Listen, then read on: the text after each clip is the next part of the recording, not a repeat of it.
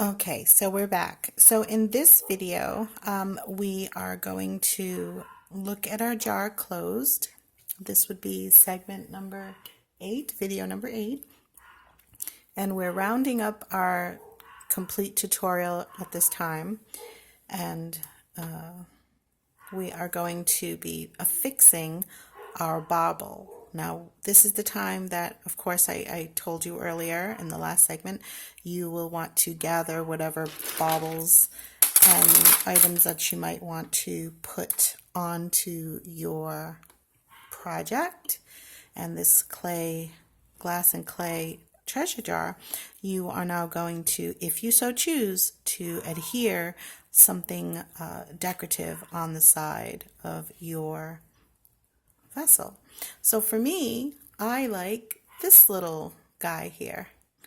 And you now want to look at the position, line it as much as you can with the top little knob here. So you'd align it so that it looks, nicer and sits prettier. And I think this is what we're going for right here, something around here.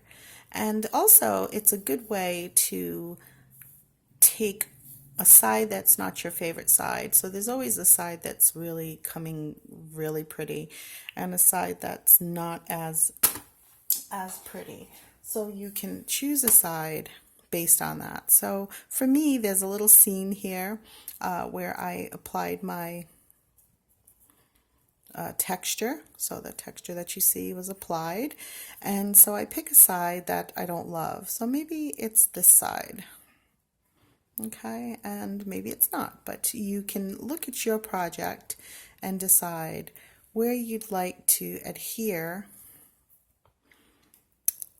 yours. So for me, it's going to be right about here. So this is an old magnet. This is an old magnet. You can go to the secondhand store or even Hobby Lobby and look for a magnet or something that you like. It can be a ornament. It can be anything. It can be an old piece of jewelry, deconstructed.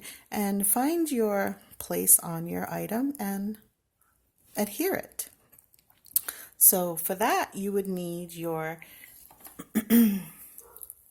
E6000, okay?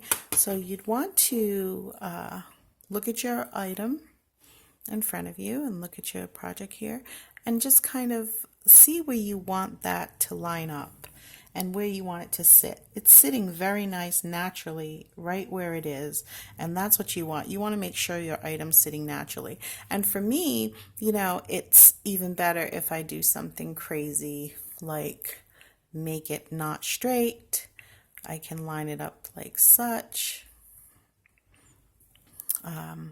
For me, it doesn't have to be straight. I'm determining that now, what I want to do with this. I kind of like the wing in the air where the other wing is gone.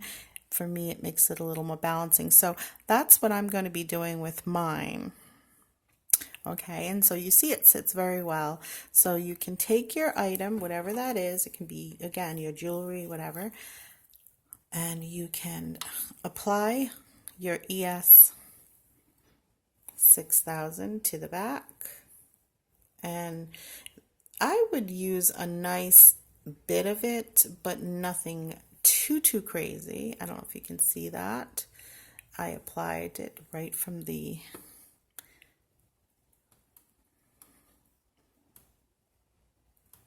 because you have to understand that you will be, I'm going to put a little bit more, you will be moving this around a little bit. Well, it's already pretty good. It applied. It's actually the amount that I used seems proper. So I'm going to close this up real tight because this stuff is like a crafter's gold. And now I'm going to spin this and push down a bit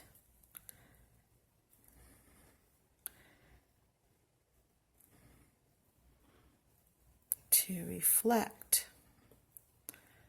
the angle.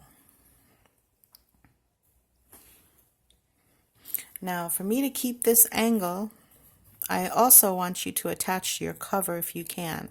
Just put, screw your cover on so that you can kind of see very well where your item is sitting and how it is going to be balanced. In this case, it's not going to sit like this, but I do want to be able to dry it. So, okay. So for me, even though it wants to move a different way, this is how it is going to sit. And make sure that your item is sitting well. Okay, so I have now adhered,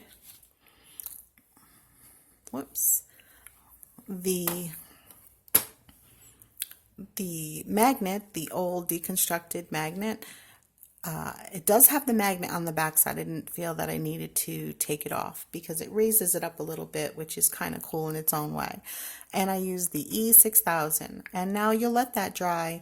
At least let it dry for a few hours without any movement of it or anything. But you must check on it.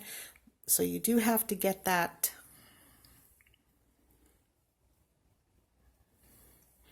You do have to have this to make sure that it doesn't slip. So what I found is that when you use E6000, sometimes when you adhere something, it can shift. Basically, maybe the way I have it here, it can slide this way. So you have to sit with it for a minute as it congeals and begins to harden, because you don't want it to shift, right? You don't want it to be in a, leave it and come back and it's in a whole different place, right? So you want to make sure that it is not moving. And so let that adhere. And again, if you have to use props to make sure that your vessel doesn't move, then you might want to do that. So for me, you can do something like this. Very, very unglamorous. And just make sure that if you can, and especially in my case here, that where I've pivoted this angel, that I am allowing it to dry flat. So if I leave it like this, it may shift a little and go forward because my vessel is now on a slant, turned on its side. So I want to somehow prop this up a little so that it is not on its side. Not on its side. Okay, so I'm doing that just so it won't slip, and just stay with your item that you're adhering just for a few minutes so that it can be, kind of spotting it to make sure that it doesn't slide. Don't push down too much. Whoops. Like I just did. Don't push down too much. Just make sure that you're with it enough to make sure it doesn't shift one way or the other. So for now, that is it.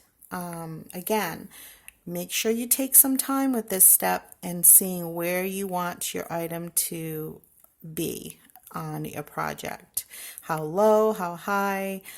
Make sure it doesn't interfere. It's not so big that it interferes when you sit it straight up that the item doesn't get in the way of laying your project flat. So your glass must lay flat to a surface, right?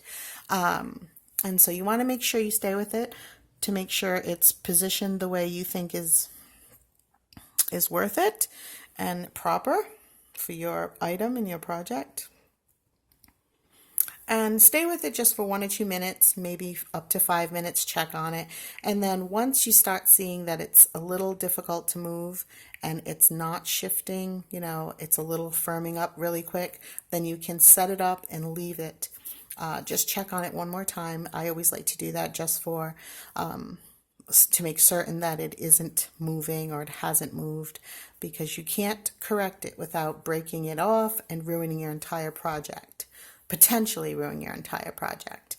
All right, I will see you in the next video, and thank you again for taking the time with this tutorial, and please do take your time. All right, I'll see you in the next video. And the next video, should be your very last video. That's when you're going to be using your varnish, which I happen to be using as a prop right now, or you're using Mod Podge, or anything that's sealing your project.